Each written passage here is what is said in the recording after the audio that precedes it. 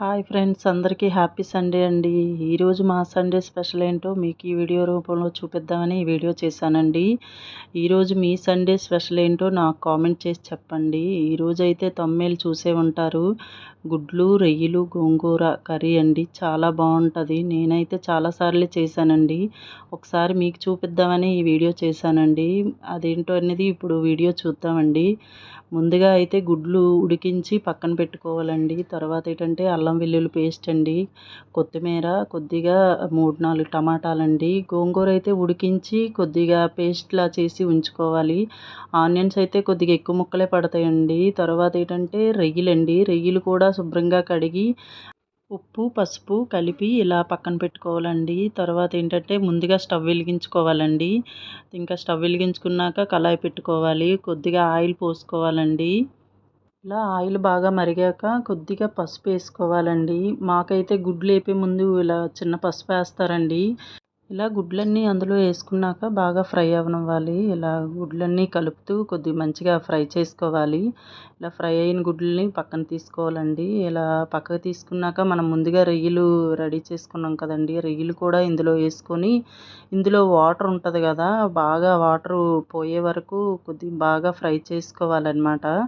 ఇలా రొయ్యలన్నీ అందులో వేసుకున్నాక ఆ వాటర్ ఉంటుందండి, బాగా ఎక్కువ వాటర్ ఉంటుంది. అది బాగా ఫ్రై చేసుకుంటే అది వాటర్ అంతా పోతుందన్నమాట. ఇలా ఫ్రై చేసుకున్నాక మూత పెట్టుకోవాలి.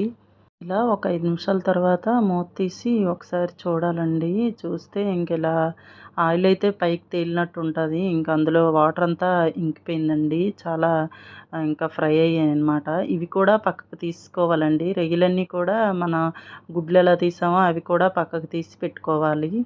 మనం ముందుగా కట్ చేసుకున్న ఆనియన్స్ ఉన్నాయి కదండి, అవి కూడా చిన్న చిన్న ముక్కలుగా కట్ చేసుకున్నాం కదా, గ్రేవీకి బాగుంటుందండి ఇలా. పేస్ట్ అయితే వేరే టేస్ట్ ఉంటుంది. ప్రస్తుతానికైతే ఇలా చిన్న చిన్న ముక్కలు కోసుకొని ఇలా ఆనియన్స్ కూడా అందులో వేసి బాగా ఫ్రై చేయాలండి. ఇలా బాగా గోల్డ్ కలర్ వచ్చేలాగా ఫ్రై చేసుకోవాలి. తర్వాత ఏంటంటే టమాటా ముక్కలండి. టమాటాలు కూడా చిన్న చిన్న ముక్కలుగా కట్ చేసాం కదా, అవి కూడా అందులో వేసుకోవాలి. ఇలా ముక్కలన్నీ వేసుకున్నాక అవి కూడా బాగా ఫ్రై అవ్వనివ్వాలండి. అందులో ఉన్న వాటర్ అంతా పోయి కొద్దిగా ఆయిల్ పైకి వచ్చేలాగా గ్రేవీకి బాగుంటుందన్నమాట. మంచి టేస్ట్ వస్తుందండి. ఇలా కలిపి ఒకసారి అయితే మూత పెట్టుకోవాలి.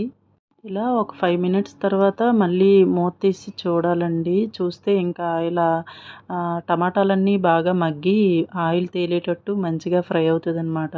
ఇందులో ముందుగా మనం అల్లం వెల్లుల్లి పేస్ట్ ఉంది కదండి, అది కూడా ఇందులో కొద్దిగా వేసుకోవాలన్నమాట. ఇలా టమాటా ముక్కలు, ఆనియన్ ముక్కలు బాగా ఫ్రై అవ్వనివ్వాలి. తర్వాత ఇందులో ఒక స్పూన్ అల్లం వెల్లుల్లి పేస్ట్ కూడా వేసుకోవాలండి. ఇలా ఫ్రై అయిన తర్వాత అల్లం వెల్లుల్లి పేస్ట్ వేస్తే మంచిదండి. అంటే స్టార్టింగ్లో వేయకూడదని ఒక వీడియోలో విన్నాను. ఇంకప్పటి నుంచి అవైతే ఇలా మధ్యలోనే వేస్తానండి. అంటే ఇలా అల్లం వెల్లుల్లిలో ఉన్న పోషకాలన్నీ పోతాయని నేనైతే ఒక వీడియోలో విన్నాను. అప్పటి నుంచి అయితే స్టార్టింగ్ అయితే వేయట్లేదండి. ఇప్పుడు ఏంటంటే ఇలా అంతా బాగా ఫ్రై అయిన తర్వాత కొద్దిగా పసుపు వేసుకోవాలండి. పసుపు తర్వాత ఏంటంటే కొద్దిగా సాల్ట్ అండి. ఇంకా టేస్ట్ని బట్టి కొద్దిగా సాల్ట్ కూడా వేసుకోవాలి. ఇలా రెండు కొద్దిగా వేసిన తర్వాత కొద్దిగా కారం కూడా వేసుకోవాలండి. మా మీరు ఎంత కారం తింటారో అంత కారం బట్టి కారం కూడా వేసుకోవాలి. తర్వాత కొద్దిగా ధనియాల పొడి కూడా వేసుకోవాలండి.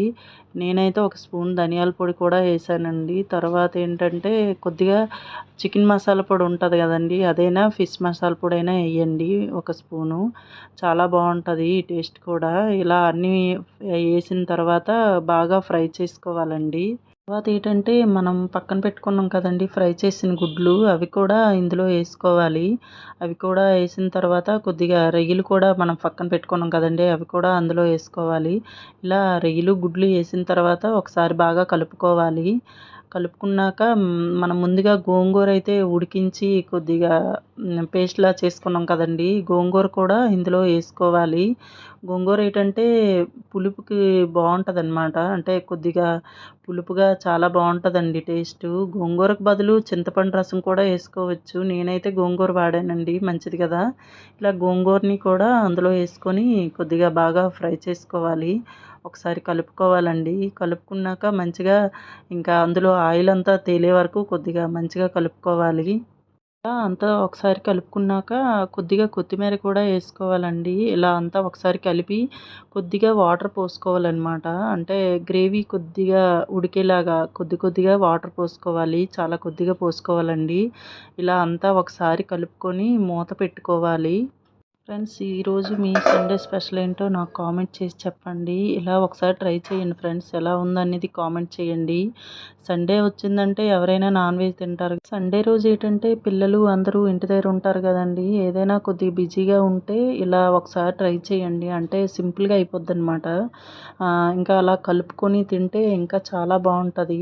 ఒకసారి అయితే ట్రై చేయండి ఫ్రెండ్స్.